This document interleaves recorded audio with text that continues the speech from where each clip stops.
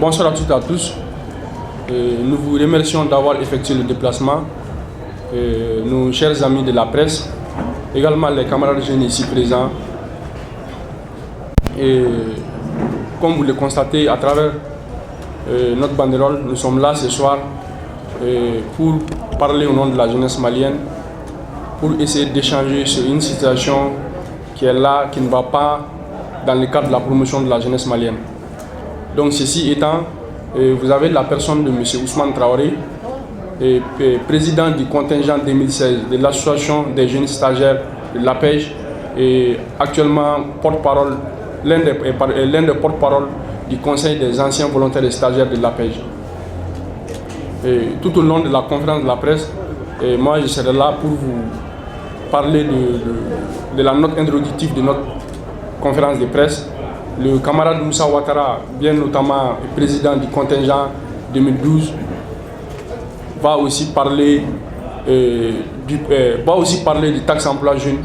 Et également l'un de nos camarades, le grand frère Abdoulaye Traoré, va également parler de la suppression du taxe emploi jeune. Et nos recommandations seront liées par notre camarade Abdoulaye Ba, président du contingent 2017. Donc ceci étant, pour ne pas perdre du temps, je m'en vais directement aller à notre introductive. Le président de la République a dédié le quinquennat en cours à la jeunesse. Or, le chômage et le sous-emploi de façon générale et celui des jeunes qualifiés et des femmes de façon particulière constituent de nos jours la menace la plus grave sur le processus du développement du Mali et le tarissement des groupes terroristes qui recrutent au sein de la population pauvre et désœuvrée. Cette situation, si l'on n'intervient pas à travers des actions vigoureuses et appropriées, peut réduire à néant les nombreux efforts entrepris par les autorités en faveur de l'éducation, des investissements et de la lutte contre la pauvreté et l'exclusion sociale. C'est pourquoi l'une des préoccupations majeures du gouvernement du Mali, à notre avis, doit consister à relever le défi de l'emploi. En effet, au Mali, le chômage présente un caractère massif et persistant. Le taux de chômage à travers duquel on l'appréhende est très souvent élevé, tourne autour de 10%. Le taux de chômage, surtout celui des jeunes de moins de 40 ans, évolue en dents de scie. Et ceci malgré une croissance économique moyenne de 5%, comme l'a dit le président de la République lors de son récent message à la nation. La problématique du chômage et du sous-emploi s'est exacerbée au Mali depuis les années 1980 et la mise en œuvre des programmes d'ajustement structurel qui ont eu des graves répercussions sur les structures. Différentes autorités qui se sont succédées ont pour une grande part opté pour l'initiative privée et la formation professionnelle. C'est dans ce contexte que l'APEJ a été créée à la grande satisfaction de la jeunesse malienne qui est membre de son conseil d'administration. Mieux, le personnel et les dirigeants actuels de l'APEJ sont essentiellement jeunes. On estime aujourd'hui à 300 000 jeunes qui arrivent sur le marché de l'emploi, contre près de 200 000 qui expriment un besoin de formation professionnelle. Dans le secteur rural, cette masse de la population est du reste exposée aux entreprises d'activités parallèles comme le terrorisme.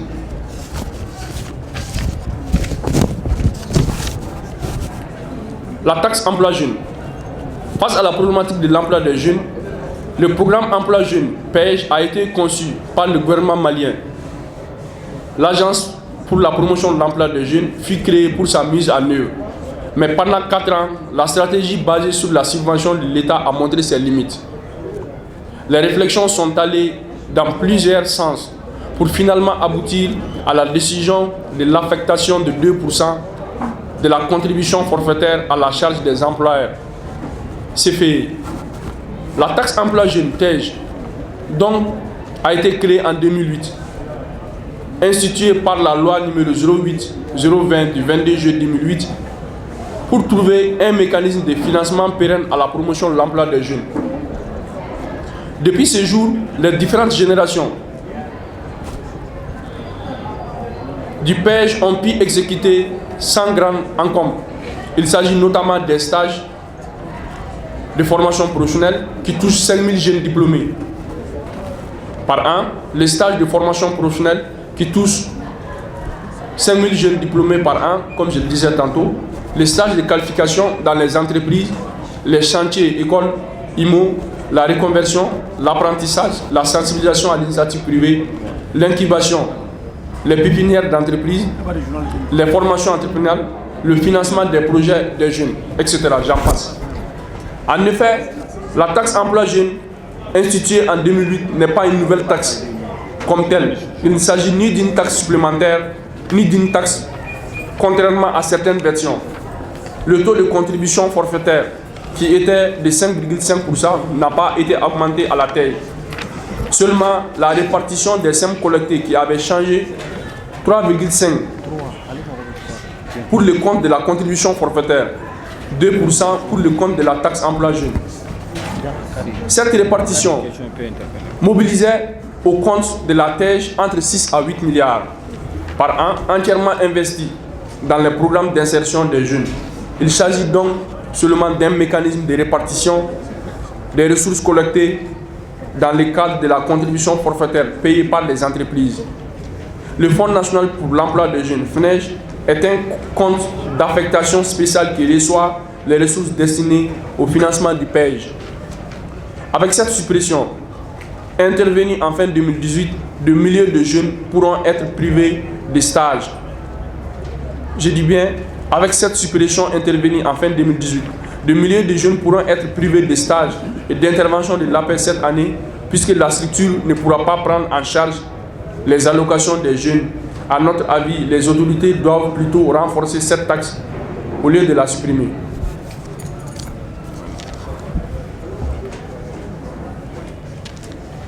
Merci, Président Ousmane Traoré, Fifty. Moi, c'est Moussa Ouattara, Président de la promotion 2012. Bonsoir. Merci, Président Ousmane Traoré, Fifty. Moi, je suis Moussa Ouattara, Président de la promotion 2012. Je suis censé faire la lecture du programme Emploi Jeune. Le programme Emploi Jeune, un programme Emploi Jeune a été élaboré en 2003 en tant que document annexe à la loi de création de l'APEJ. Le PEJ est un ensemble de dispositifs condensés pour répondre à la problématique de l'emploi des jeunes. L'inadéquation entre la formation reçue et les besoins du marché du travail. Le faible niveau de qualification, le sous-emploi rural exacerbé, les difficultés d'accès des jeunes au financement est faible et la faible capacité d'absorption de la fonction publique et du secteur privé. Le PEJ a trois composantes. Le renforcement de l'employabilité des jeunes. Ces axes d'intervention sont l'apprentissage, les stagiaires de qualification et de formation professionnelle, la reconversion, adaptation à un poste de travail, les chantiers, écoles, IMO, développement de l'esprit d'entreprise chez les jeunes. Ces actes d'intervention sont l'information et la sensibilisation, les formations entrepreneuriales, l'accompagnement des jeunes financés à travers le développement du système de coaching et d'incubateurs, pépinières d'entreprises et le renforcement des capacités des bureaux d'études. Renforcement du dispositif de financement des projets des jeunes. Ces actes d'intervention sont le financement ou la garantie des projets, l'identification et la mobilisation de lignes de crédit pour assurer le financement ou la garantie des plans d'affaires des jeunes. L'Agence pour la promotion de l'emploi des jeunes est un établissement public à caractère administratif créé par la loi numéro 0331 ANRM du 25 août 2003, modifiée par la loi numéro 2014-068 ANRM du 31 décembre 2014. Elle est placée sous la tutelle du ministre en charge de l'emploi